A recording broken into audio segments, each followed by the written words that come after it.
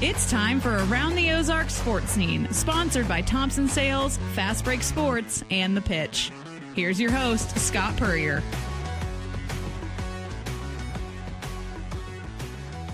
Welcome into another edition of Around the Ozarks Sports Scene. I am Scott Purrier. As always, big thank you for tuning in.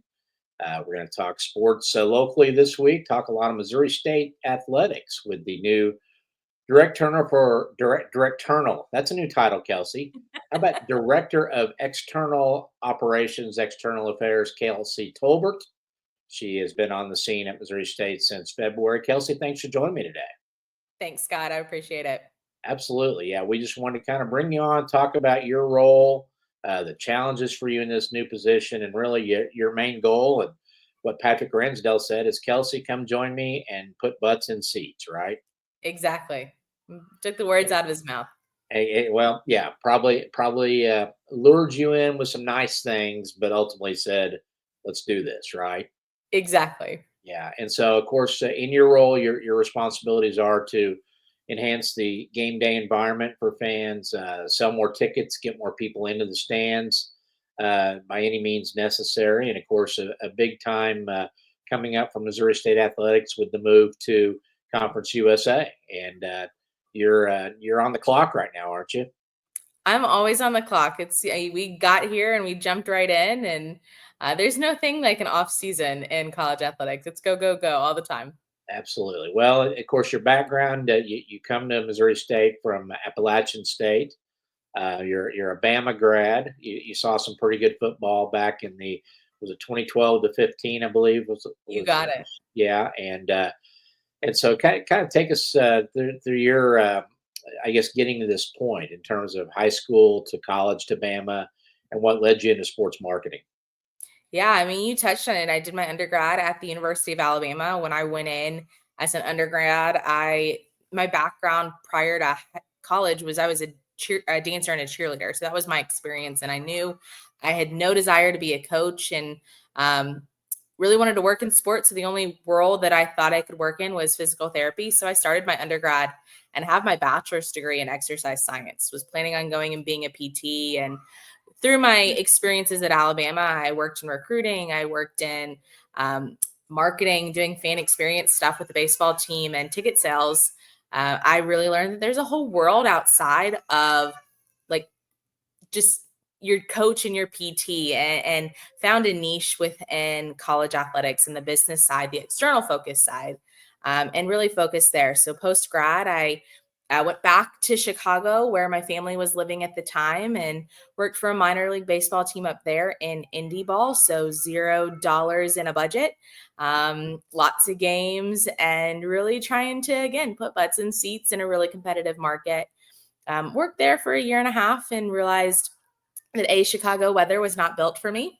It was the warmest winter on record up there that one winter, and I said, sayonara, I'm moving to Louisiana. But I also didn't like the off season. I like to be crazy busy. College athletics, as I said earlier, there's no thing such as an off season. You're always on to the next one. And that's where my passion was. I grew up in the Raleigh-Durham, Chapel Hill area, right in that triangle. So UNC and Duke, basketball background was right in my bread and butter there growing up. So I love college athletics, and that's what I wanted to get back to. Went back and got my master's degree in sports administration. I'm sorry, I'm going to sneeze. Maybe not. And did that at Northwestern State of Louisiana down in Natchitoches, which is the film site of Steel Magnolias, one of my favorite movies. And so it was a fun little time. I love the Cajun cuisine. I miss it so much. But there I worked both in ticketing and marketing. So it's kind of a passion project, and you'll see it throughout my resume, is that I don't think you can have sales without marketing. I don't think you'd have marketing without sales. So in the world of college athletics, that is ticketing and development. So I lean heavy on my experience there of understanding what you need on both sides. I met my husband while I was at Northwestern State as well. He works in athletics. His name is Joe and works in the equipment world. Okay. At Missouri State now too, obviously. Right? He is at Missouri State as well. At the time that we met, he was working with football, and he got the opportunity for us to move to Atlanta. and he went and worked for future Conference USA foe Kennesaw State when Brian Bohannon was leading the team in their FCS run. We were in year 4 of football when we joined there, so still a brand new program from the football team's perspective. And he joined on the football equipment side, and then I had the opportunity to join the department holistically as the director of marketing. So I oversee all of our sports, but really heavy in men's basketball and football. And that's a struggle that we had was we're competing against Georgia Tech, Georgia State, Georgia, Auburn, all in that same market that have historic success in football, in basketball, whereas Kennesaw was the only FCS team in the area, and we were only in year 4. So really, truly trying to put butts in seats. I commonly say I was dragging people by their ears. If they walked past me, I was pulling them in. Yeah, come on in. Yeah. Exactly. And, Go ahead. Sorry. yeah, and then you Appalachian State, and that's where you and Patrick Ransdell met, correct? The current Yep. Missouri State AD. You're right. So I left Kennesaw to go to App State, and we met there. We started about the same time. And when he had the opportunity to come here, after he'd been here for a while, he called us up and said, "Hey, I have an opportunity that I want you to consider and come help me build something great at Missouri State." I think what's great about this is you've been in markets that are very similar in terms of the mission and the goal to what you have at Missouri State. I mean, it's clearly in your other stops. It was the university in town. There, Kennesaw and things like that. But you had competitive things around you that made it kind of toughened you up for the challenge. And I think back to what you said about indie ball, independent ball, and getting your start in baseball there. There's probably no greater challenge than trying to get people to come watch guys who, for the most part, really have no future in baseball. I mean, they're trying to that one out of every 50 of them that might get a spring training invite or something, and to be able to kind of cut your teeth on that was probably a good experience that you just kept building on at every stop along the way. Exactly. You're right. I loved my time in indie ball. I tell all my interns and students that ask me what can I go do? I say, go spend some time in minor league baseball because it'll train you up right. Yeah, yeah. And App State, you mentioned Kennesaw State, and that they are a CUSA member, just like Missouri State will be effectively July 1. What were some of the challenges that you mentioned the proximity to Atlanta and all the other, the FBS or the FB. I'm getting my FBS. I get my FBS and FCS mixed up. The Power 5 schools that were close by, the professional teams. At App State, what were some of the challenges there because of the location? It's the location. It was almost the polar opposite. Whereas in Kennesaw, everything was very easy and accessible to get to. At Uh-huh. App, we were on a mountain, and so it was Okay. hard for fans to get there. I mean, if you were not in the town of Boone, the closest, I'm not even going to call it a metropolitan area, but the closest next town that had a decent population was still an hour away. So for a Tuesday night men's basketball game that starts at 6, you're still having to take off work and then getting home really, really late to make tip off and then go through the end of the game. So we really struggled with that outside of Saturday footballs where you can really plan and make a weekend of it. All of our other sports, that was our biggest struggle, was really actually engaging our fan base that was not local. They were in Charlotte, they were in Raleigh. They had to make a trip to Boone to attend a game. And how far away were Charlotte and Raleigh? Yeah, Charlotte is 2 hours, depends on how fast you drive. It should be 2 hours, and then Raleigh is 3.5. Okay. Yeah, and you had alums in both areas too, so you were trying to pull them back out for the Exactly. Those are our top 2 performing outside of Atlanta, which is probably at number 3. Again, I mean, Atlanta's 4.5 to 5 hours away. So yeah, I mean, it's a full day's trip for you. What was a good football attendance for you all at App State and at Kennesaw State? What was the expectation back then at football? Yeah, App State was very different than Kennesaw. We had a historic success, and going into the year that we started, both Patrick and I, our first game was the biggest game that they probably had on campus ever. We hosted UNC at home. The stadium sits about 30,000 is what the fire marshal capacity puts it at. We brought in temporary bleachers knowing that game was going to be huge. And I think we ended up announcing 40 something, 42, 44, if I remember. And that snowballed. Then we sold out season tickets that year. We sold out every game except for one that year into year 2 for us. So your average attendance there is probably about 36 to 37. We were historically hitting about 110% of our capacity on a season basis. So the expectation at App is you're selling out of season tickets and then you're selling out games. Our last year there, our third year, we sold out every single game, which was massive for us. It was the first time we had done that in forever. At Kennesaw, it's a building program. The stadium fits about 10,000, give or take, depending on how you sit people. I know they've readjusted some areas since I've been there and was there. They've moved the band. They've adjusted student sections. So it depends on how many students you want to actually pack in like sardines. But for us while I was there, we would love a 5,000 person crowd. Again, it was FCS football then. FBS is going to bring a little bit different of a caliber and an expectation.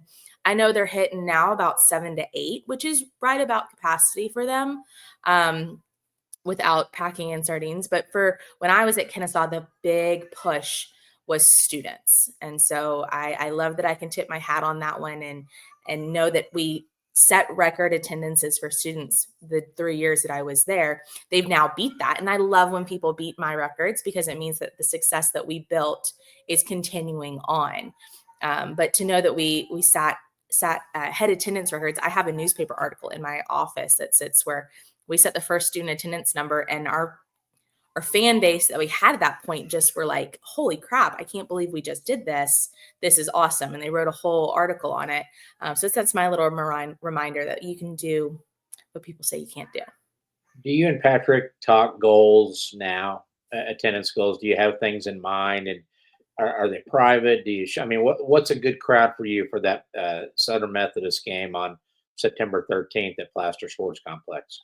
A sold out stadium. So 17.5 in my mind is what we need to hit. And I think Patrick will echo that. That's the goal, is for SMU to sell it out, because we know sellouts breed sellouts. Once you sell out one game, then it's just going to kind of snowball into all the other games. But we know that's our biggest game of the year. Yeah, we're going into Conference USA, and Western Kentucky is going to be a big game since it's their first conference game. But there's not many times that you're going to have a top 20 preseason ranked opponent come here from a Power 5 conference. Yeah. Like that's huge in a nutshell, let alone the fact that it's going to be our first FBS game. And your diehard college football fans that pay attention now to NIL and portal and all that, SMU is becoming a big player in that. I mean, they're getting recruits away from Texas, away from OU, kids that they battled for, because it's a deep-pocketed university with a lot of deep-pocketed alums in a very, higher income area of the Dallas Fort Worth Metroplex, and they're using that to their advantage. So, I mean, it's a team talent-wise that not only will probably be the most noteworthy team ever to visit Plaster, but the most talented from an opponent standpoint. And of course, it doesn't hurt if the Bears can go out to LA and play USC tough, or I would love for them to beat Lincoln Riley, because as an OU fan, Lincoln Riley's name is mud still down there. But I mean, you guys would be rooting extra hard in that one just for a good, strong showing. And my gosh, if you pull off the win, it could be a lot of fun on September 13th at home, couldn't it? That it can. I mean, Patrick and I experienced it our first year at App. We go on and we almost beat UNC at home, and then you go to Texas A&M the next weekend, and you're sitting on the tarmac after that amazing win, and you get the call from College Game Day saying, "Hey, we're coming."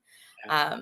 So it can happen. I remember talking with our external staff this year about us going into Arkansas with baseball and being like, "Okay, let's plan for the what if."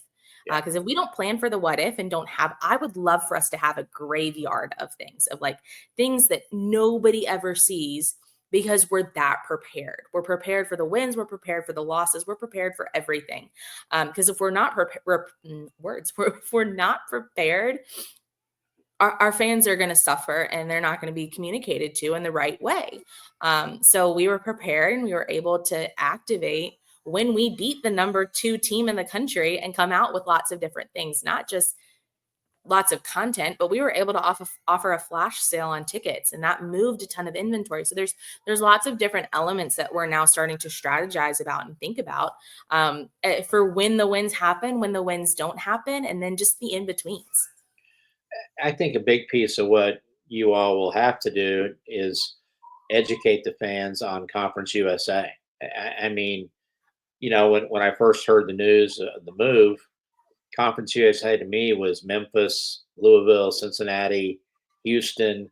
That was the CUSA that I originally knew. And of course, all those teams are now Big 12 and other conferences. And Conference USA is made up in a large part of teams that were like Missouri State 5 to 8 to 10 years ago that just moved earlier.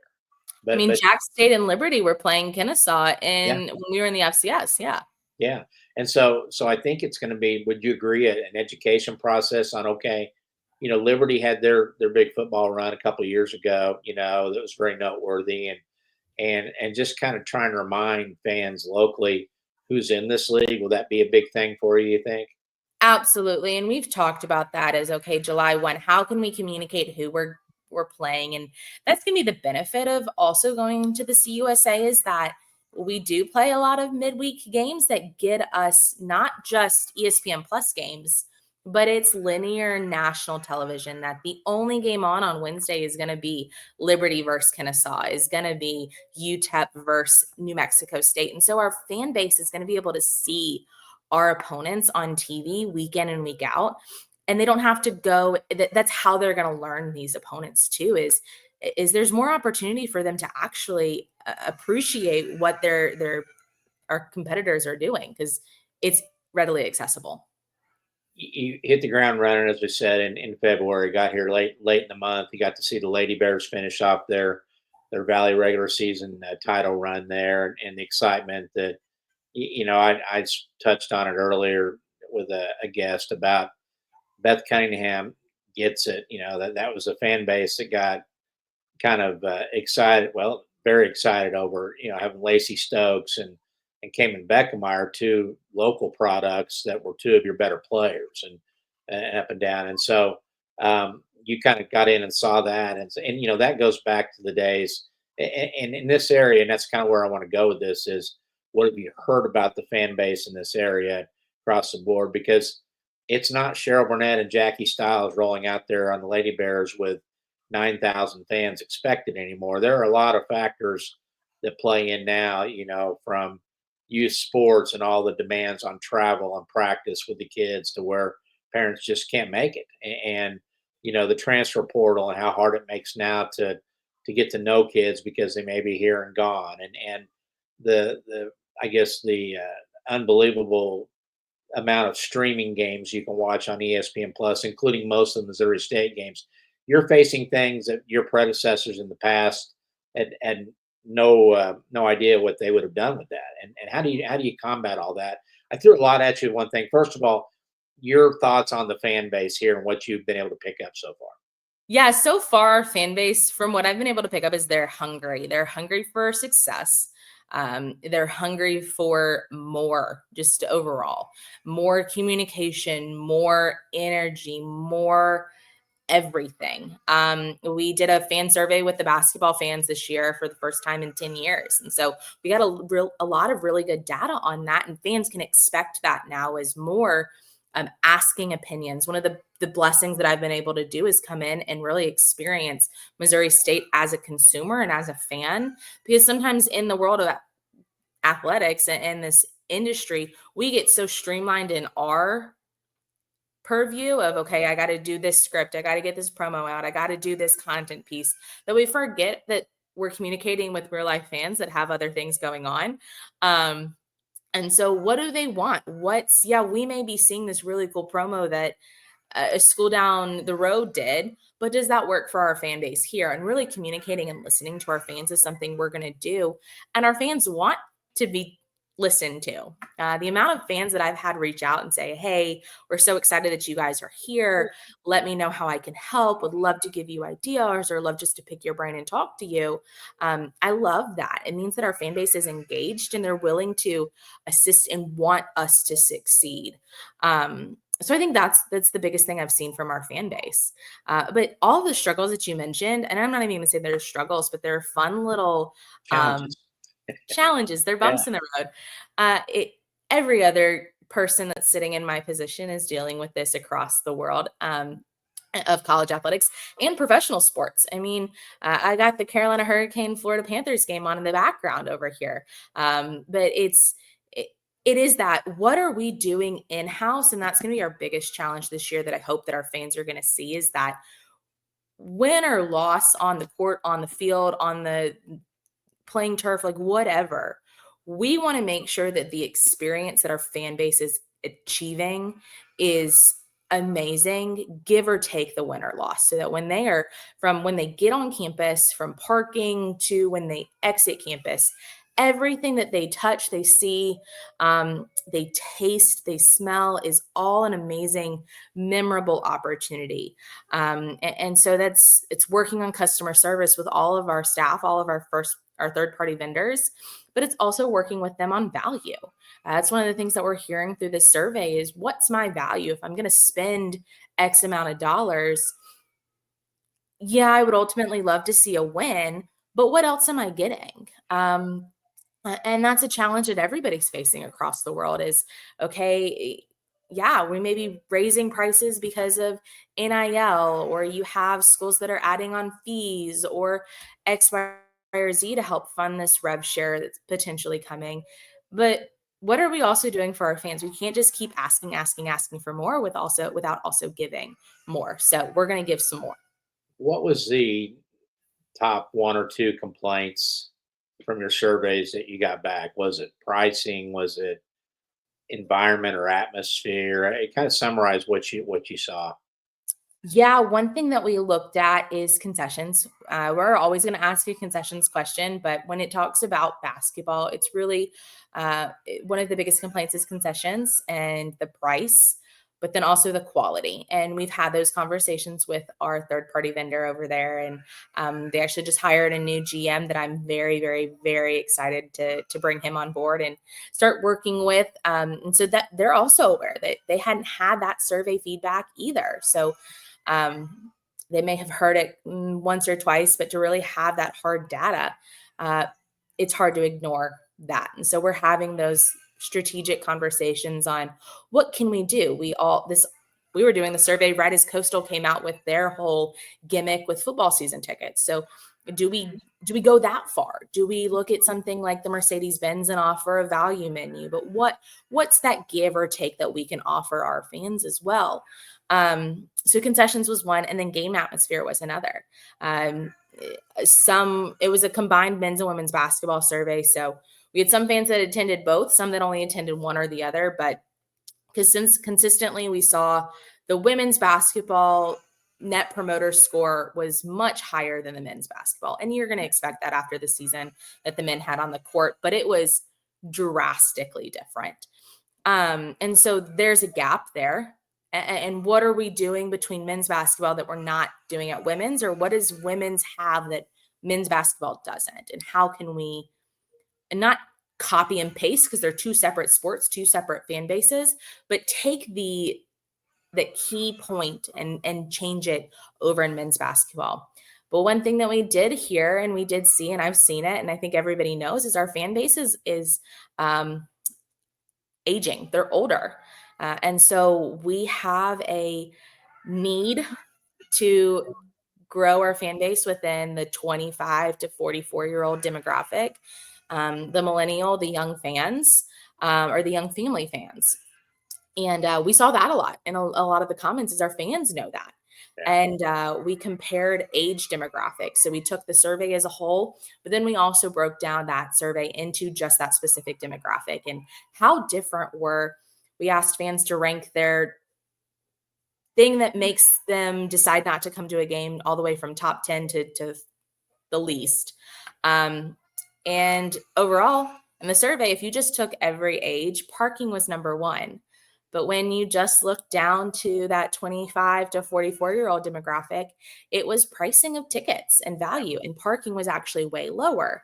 And so it's really us just having those conversations internally and saying, okay, yeah, parking looks like it's the biggest issue in the world right now, but in 5 years, is that still going to be the issue? Or do we really need to hyper focus? If this is our goal, is to get this 25 to 44-year-old age range, let's put some more focus into ticket value.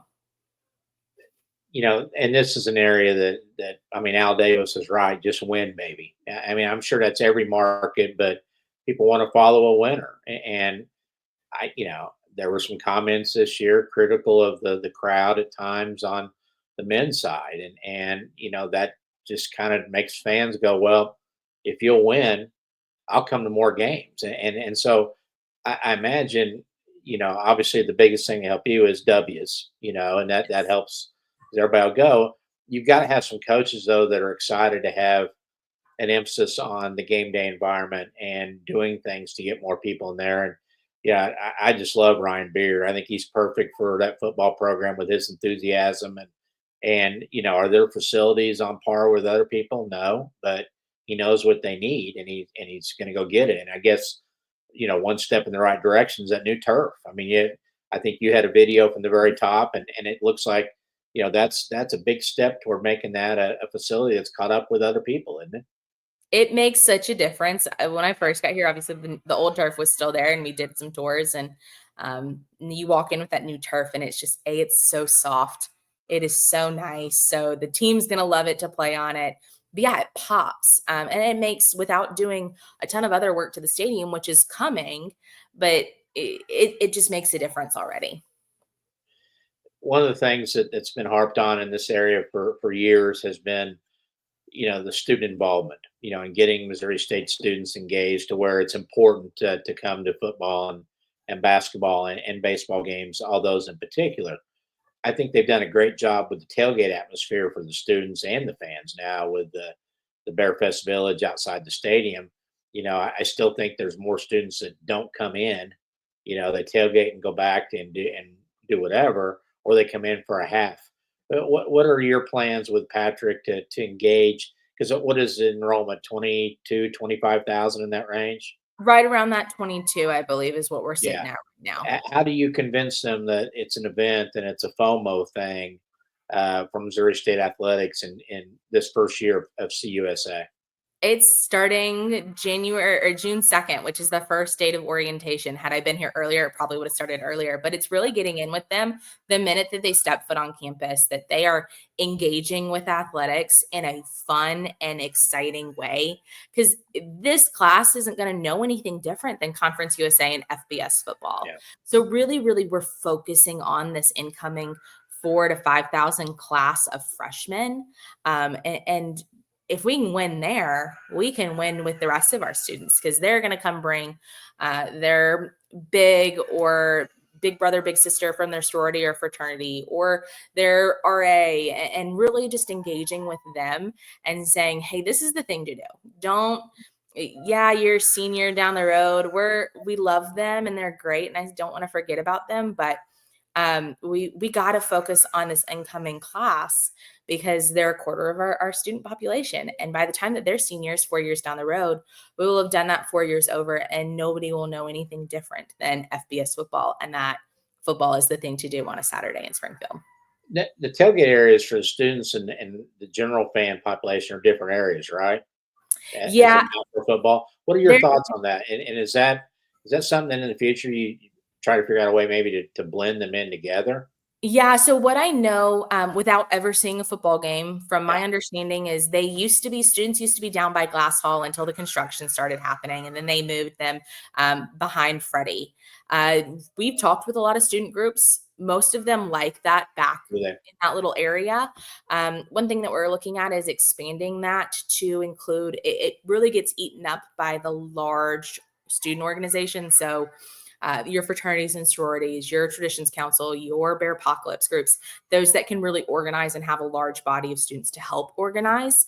But what we're having, and we're having this miss with, is the student that just wants to come and, hey, let me pull up a car and tailgate with my friends. And they don't know where that opportunity is. It exists, but we got to communicate it out a little bit more. So technically it's the same. It's all Bearfest Village, but yes, students have their own little area. Students can come over into the general population and hang out and engage. But they're going to stay where they're going to stay. But yeah, I think there's opportunity as it grows. We're going to have to figure out more space. I know we're at capacity now. And so what does that look like in year 2? What does that look like in year 3 as fans realize that this is the thing? Well, and as a dad that will have a freshman daughter over there this fall, I know our plan is, because we've got a son at Arkansas, and we've seen that tailgating, and we've kind of learned that there's a time where they want you around, then it's time for mom and dad to go away. Yes. And so I guess that does serve a good purpose at Missouri State games too. Okay, well, let's go see her, and now it's time to go hang out with the adults and let them have their fun too. But what do you hear in any feedback? And again, you've only been here since February, from the student side as to why they haven't gone in particular. I think the biggest thing is we haven't communicated. It was almost a shock to me when I got here. I just kind of assumed that we were communicating with students on a daily, weekly basis, outside of like social media. But like, are we emailing them? How are we constantly communicating with them? And I quickly realized that we did not have access to our student emails on campus. And we worked with Patrick and President Williams to correct that. And so we saw it actually for the Mizzou game. Right before the Mizzou game, every student on campus got an email from the athletic department saying, hey, we play Mizzou tomorrow.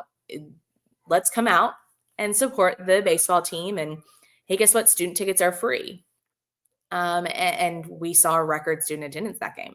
Yes, it helps that we're playing the team up the road, but it also was a reminder to students in their inbox what they're already checking on a daily basis for classes. That's an easy way for us to communicate with all 22,000 of them that we hadn't before. So that's the biggest thing that students are going to get this year is communication from us. They're going to get a weekly reminder of home events. They're going to get a reminder, hey, you got a football game coming up. Here's things to know. Here's how you get your tickets. Here's where your tailgate information is. That in the past, we were just marketing it to a general fan on social media and expecting the students to know. I think that's the first thing. And that's probably the biggest thing is that they truly didn't know. Now I can blame some of them and say like, there's thousands of ways for you to know, but I mean, we know from a sales cycle, like it takes so many times and so many touch points for a person to see it. So yeah, you're scrolling through Twitter on Monday and you realize that there's a football game. Well, are you going to remember that as a student that also has 6 classes and a lab and a sorority function? Like we have to constantly continue to hit them over the head with it. Email's the first thing. Beefing up our social media is going to be huge. Bear Apocalypse, which is our new student organization and student group, is going into year 2 of their real like organizational structure. So they're going to be massive as well to really ingrain themselves within the students and help communicate our directives out as well. Sure.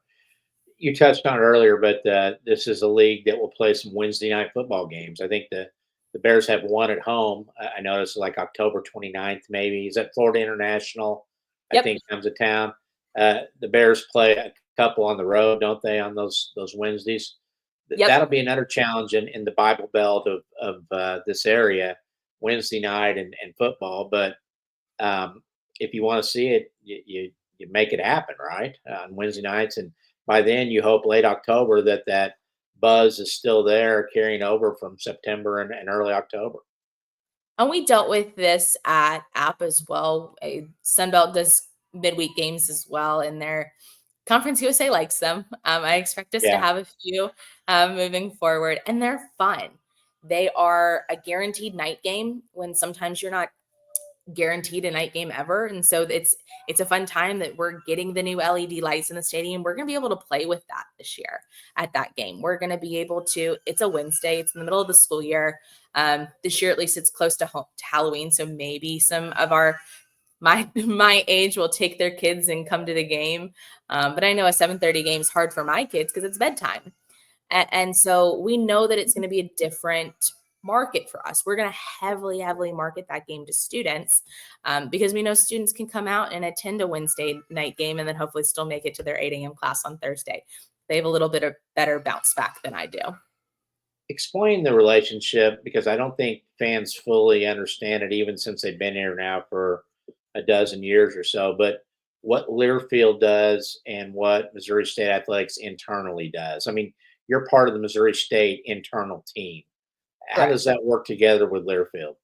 So Learfield is our multimedia rights partner. And so basically what that means is they are, they're a third party vendor, but they are they're Missouri State Athletics staff.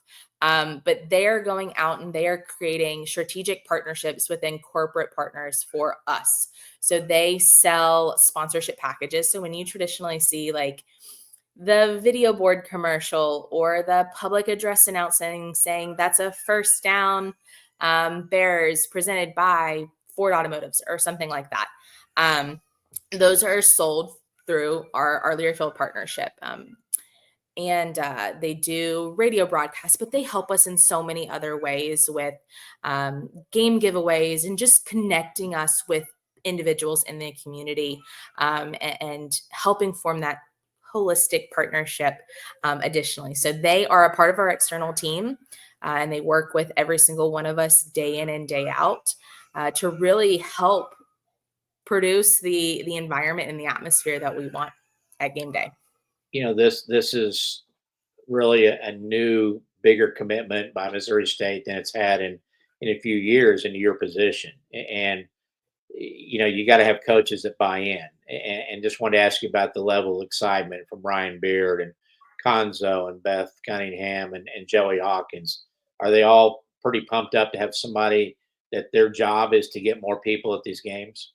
I have never had a coaching staff so excited to have me on site. And I my constant joke is like, yeah, you guys are all excited that I'm here, but you're really going to be excited that my husband's here when you see what he can do. But yes, like obviously Beth and Conzo were in season when I got here. So I really just let them kind of finish their season. Then they had to go and recruit and in the world that we're in today, really build their teams. So I'm have had conversations with them and really starting to build that relationship now as we go into the off season. And I actually emailed them the other day and was like, hey, I know you just ended, but like, where's your schedule for next year? I would love to see it. Whereas Joey and Ryan, I jumped in with both of them and at the get-go and they've been great to work with. Coach Beard's been, I throw an idea at him. Hey, let's go. Okay. Hey, we got the crossover game between football and baseball. Joey, can we get Beard out there to throw football and a baseball back and forth? And can you guys film videos together? They are both very like, Kelsey, you tell me what to do. And as long as you can tell me why it's worth it, we'll do it. And I can't ask for other than winning, going out and winning, can't ask for anything more. Tell us again about your family. You have two little ones, right? And your husband. What exactly is his role with equipment at Missouri State? So he is on the Olympic side. So the way that we've split it up, we have two equipment guys here on campus, Josiah and Joe, two J's. Josiah does football and then all sports over in that building. So soccer, track and field, whereas my husband does baseball, softball, beach volleyball, both basketballs, basically anything over that is housed in Hammond's offsite or in Great Southern Bank Arena. So he's there, and then two little ones. Have you settled into the Ozarks? Kind of got a feel for the area so far? Or? Yeah, we are. We're actually hopefully moving into a house here soon, and over in the west side of town. But we have loved being here so far. I think that's the biggest benefit. My mom was up here a couple weeks ago and she was like, this is what having like a structured suburban city. Like you get the park districts, you get all of the other things that we necessarily didn't get in Boone. Not give or take, but I'm just excited there's outdoor pools. I'm a hot weather summer girl.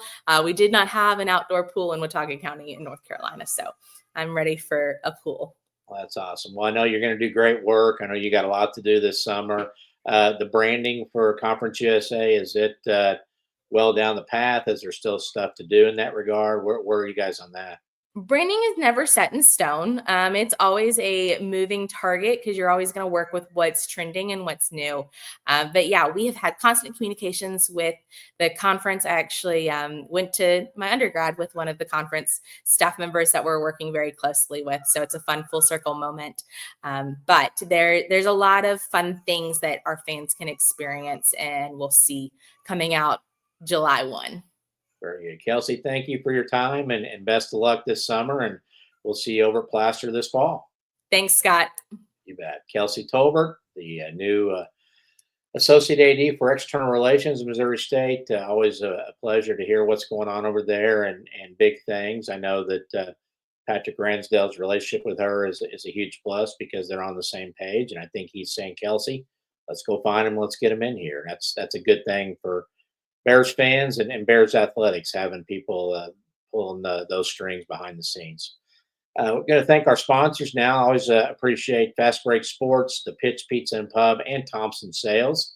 Of course, Fast Break Sports over on South Campbell is your home for all things sports cards and collectibles, new baseball cards, old cards that you need to have graded.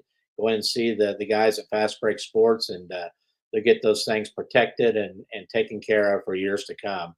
The Pitch Pizza and Pub is in the Southern Hills Shopping Center off East Sunshine. Great pizzas, calzones, lunch or dinner, cold beverages, and great meeting rooms over there with all their TVs. So if you got a sporting event you want to see coming up, head on over and see Brian and his gang at the Pitch.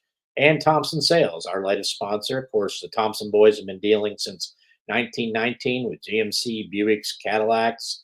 Go see Miles, Tyler, and the family over at Thompson Sales over 1555 East Independence. They're your home for new and used autos and service after the sale as well.